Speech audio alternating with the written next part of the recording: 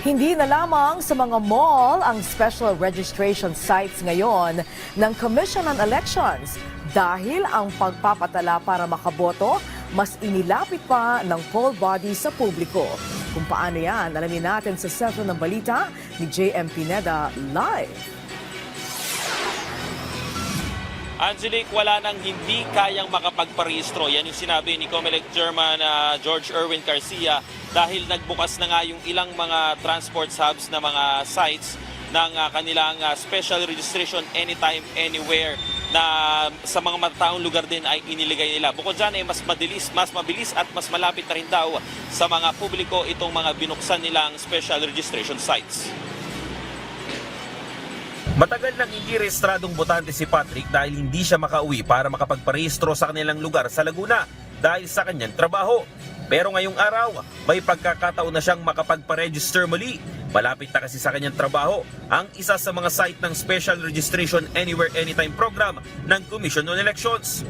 Malaking bagay ito kay Patrick para magamit daw niya ang kanyang karapatan na bumoto.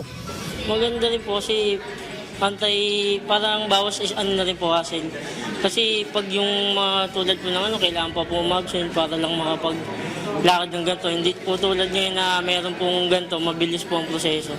Nakasabay rin ni Patrick sa pila si Mang Ronald Esquiver na dati nang hindi nakakaboto.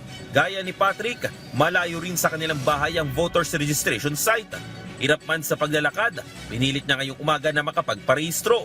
Wala na daw kasi siyang dahilan para hindi makapagparehistro dahil malapit lang ang kanyang bahay sa registration site. Malaking bagay.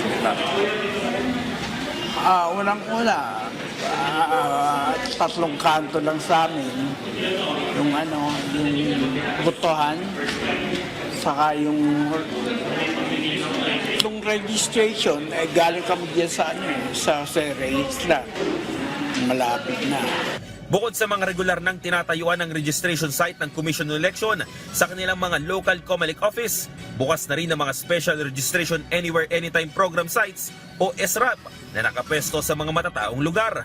Dito ay pwedeng makapagparehistro ang mga new voters at mga dating botante na napasuna ang kanilang rehistro. Kabilang sa mga registration sites ay ang mga transport hubs o mga terminal, mga malls, hospital at ilang mga call center company. Basta kung saan nagkukumpulan yung mga tao, kung saan madami lagi ng mga kababayan natin, lalo na kapag sila halimbawa nagbabiyahe, umuuwi dito sa LRT. Hindi naman lahat nagmamadali kapag sumasakay sa LRT. Maaaring napaaga o kaya naman medyo naghihintay pa ng mga kasama. So habang naghihintay, pwede magparehistro. Ayon sa COMELEC, aabutin lamang ng 5 hanggang 10 minuto ang tagal ng pagpaparehistro sa kanilang mga SRAP sites. 5 proseso lang din ang gagawin. Una ay i-fill out ang registration forms. Pangalawa naman ay kakausapin o i-interviewin ka ng isang COMELEC officer. Pangatlo ay dadaan ka sa biometrics at kukuhanan ng litrato. Pang-apat ay yung paglalagay ng thumb mark o thumbprint. At ang huli naman ay oath-taking o verifikasyon ng mga impormasyon mo.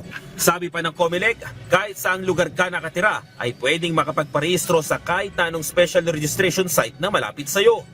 Isipin nyo po, sa halip na uuwi ang mga kababayan natin na lagi nangyayari dati, ang mga security guards, ang mga sales ladies sa mall, ang ating mga kababayan nagtitinda sa mga palengke, wala na silang pagkakataon pa makapagparehistro. At least yung registration anywhere, anytime natin, pwede nilang masamantala na sila ay makapagparehistro. Ibig sabihin, mas pinapadali natin ang proseso. Ganoon naman talaga dapat.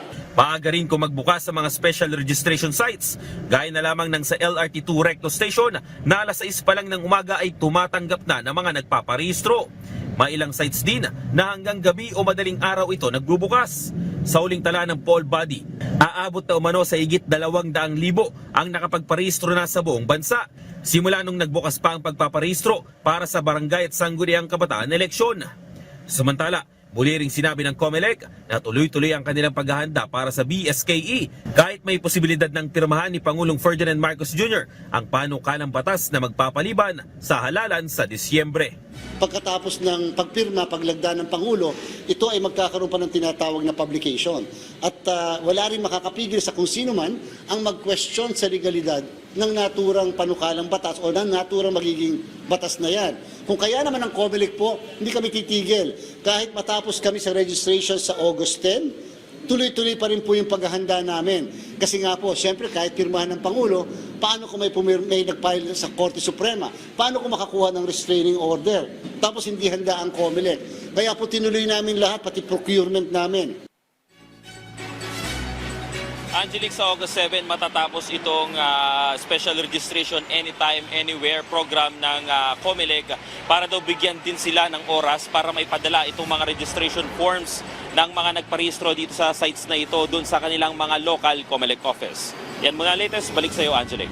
JM, saan nakalista itong mga special registration sites? Pwede ba silang pumunta sa kanilang barangay at alamin kung ano yung pinakamalapit na lugar na pwede nilang puntahan?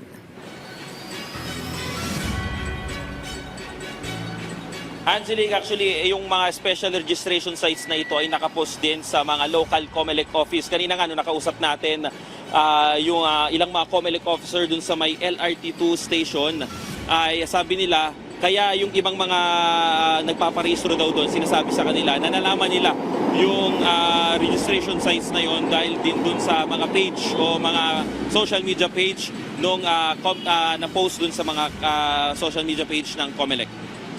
And also, kung sakali mang ma-postpone yung eleksyon para sa barangay at SK election, ano ang posibilidad na ma-extend din o magkaroon ng part 2 ang registration sa mga botanteng either bago or mga lumipat na?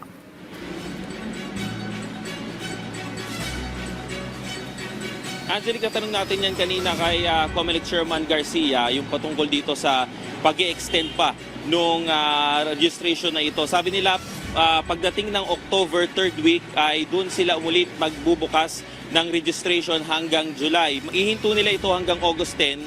Isa rin yung sa nilinaw nila kanina na hanggang August 10 itong voters registration na ito. Pero kung sakali mang pirmahan ni Pangulong Ferdinand Marcos Jr. yung panukalang batas na ipapagpaliban muna itong BSKE, pagdating daw ng October 3rd week, doon nila muling sisimulan yung voters registration. Angelique. Okay, malinaw. Maraming salamat, JM Pineda.